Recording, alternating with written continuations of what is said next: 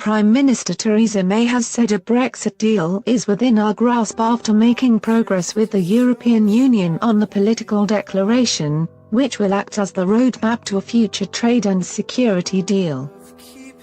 Prominent Brexiteer MP Peter Bone asked Mrs May, "The Prime Minister had already told the House that we will be giving a minimum of £39 billion away to the EU.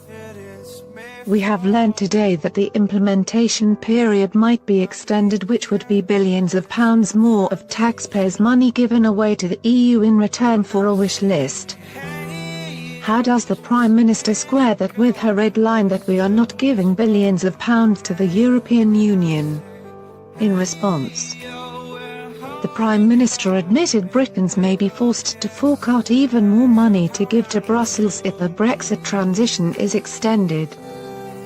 She also claimed the EU does not want to force Britain into the backstop arrangement because it would mean no further payments. Mrs May said, "First of all, I didn't say it would be a minimum of £39 billion. The financial settlement that has been achieved within the withdrawal agreement is for £39 billion. That £39 billion is less than half what the number of commentators and others were saying, including coming from the European Union, at the beginning of that negotiation. It is right. There is a difference between the backstop and the extension of the implementation period, in that in the implementation period I think there would be an expectation of payments.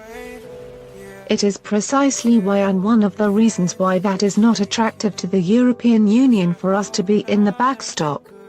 In the backstop, there is no financial obligation. But the decision in relation to those indeed, alternative arrangement that are developed, would be a decision for the United Kingdom to determine which of those we wish to be in were it necessary. As my honourable friend knows, I want it not to be necessary. But were it necessary, to cover an interim period before we are in the future relationship. Following 18 months of negotiations, UK and EU officials have made significant progress on Brexit by cobbling together over 600 pages of agreements.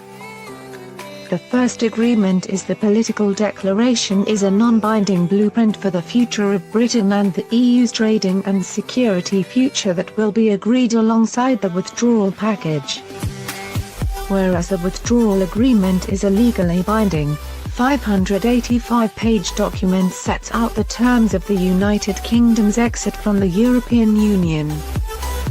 The documents will now just require the final rubber stamp from her EU counterparts on Sunday, when they convene for a special summit in Brussels to endorse the divorce package.